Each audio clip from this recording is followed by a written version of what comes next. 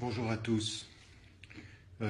J'avais prévu déjà de pouvoir intervenir et de dire quelques mots sur la situation, sur ce qui se passe en France, ce qui se passe dans le monde, la politique nationale, mais également la politique internationale. Un certain nombre de choses qu'il faut dire, un certain nombre de choses qu'il faut aujourd'hui pouvoir affirmer avec force.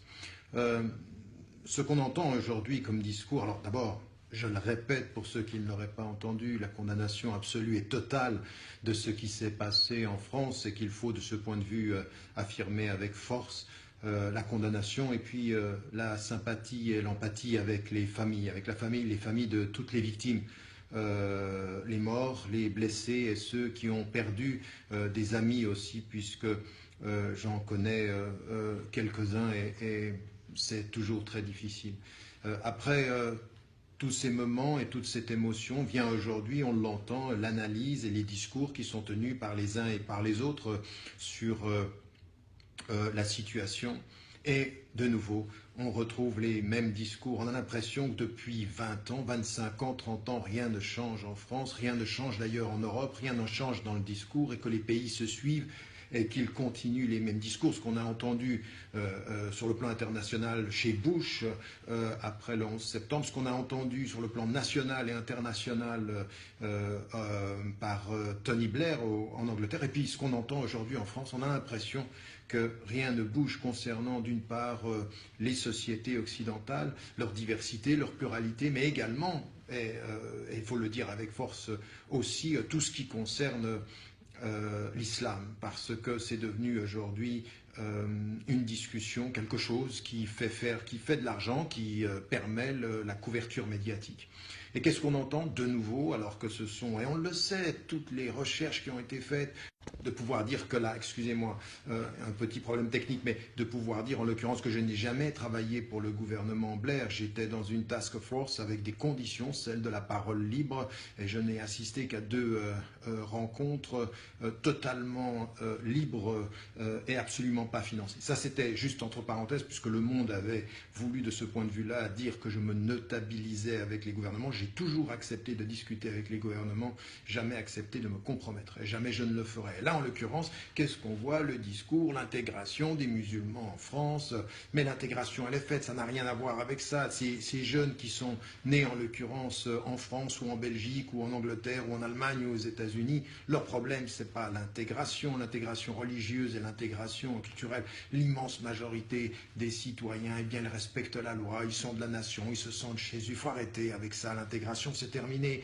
Et il faudrait, de ce point de vue, commencer à se poser les questions. Mais où est le problème? Le problème, il est d'abord dans la justice sociale, il est d'abord dans le discours et le climat qui est entretenu en Occident et en France en particulier, sur toujours cette suspicion quant à l'appartenance réelle. Et puis, vient après la discussion sur l'identité nationale. Et là, on nous dit c'est le Front National qui va tirer parti. Ceux qui tirent parti aujourd'hui, ce pourquoi Daesh et ISIL sont en train de travailler, c'est de promouvoir tous ceux qui en Europe, tous ceux qui en France ont ce discours sur la division et sur la non-appartenance. Et il ne s'agit pas simplement de clamer qu'on est tous ensemble au moment où un drame apparaît. Non, mais c'est pas ça le problème. C'est toute la politique depuis des années qui doit être constituée, fondée sur cette appartenance plurielle, sur cette compréhension, de comprendre que l'islam est une religion française, européenne, occidentale, et que ça suffit de systématiquement revenir avec le discours sur la laïcité qui serait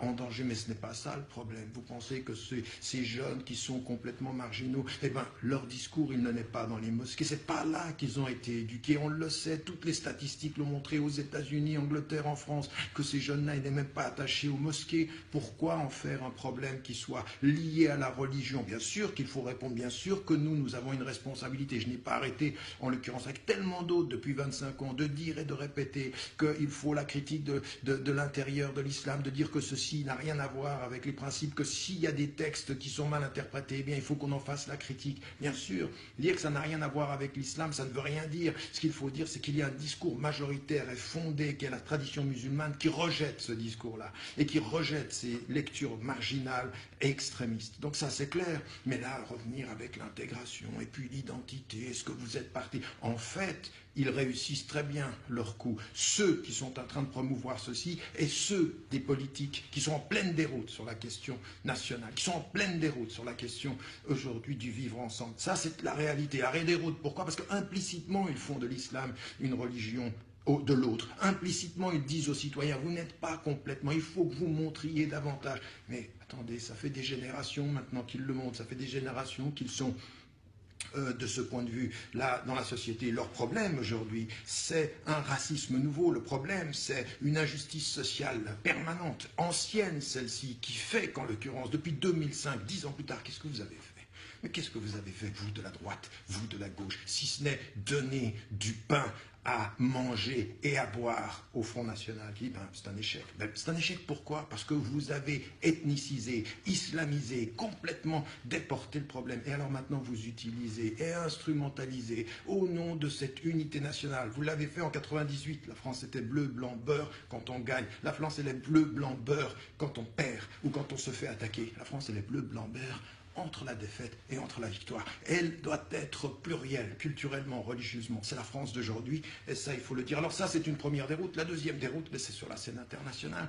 La France n'a pas de politique internationale, comme l'Europe d'ailleurs. Il n'y a pas de politique internationale, si ce n'est une seule, oui.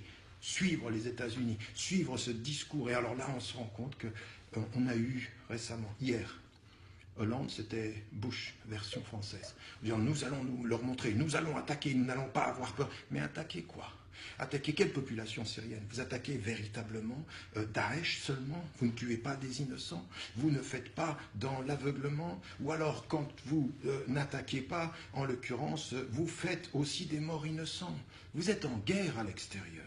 Alors dire, il nous déclare la guerre, mais non, vous avez de ce point de vue-là, dans votre politique internationale, qui n'a pas de vision, je ne sais pas où on va, je ne sais pas où la France va, je ne sais même pas où l'Europe va, je sais simplement que les États-Unis, en déstabilisant le Moyen-Orient et en revenant avec plus de sécurité, est en train de se réinstaller dans le jeu international, parce qu'elle perd économiquement, elle gagne en politique sécurité. En l'occurrence, ici, ce qu'il faut qu'on mette en évidence, qui est quand même important, c'est qu'on entend aujourd'hui ce discours, qui est un discours de va-t-en-guerre, avec quelle vision? Avec quelle vision? Qu'est-ce que l'on a proposé aux Syriens?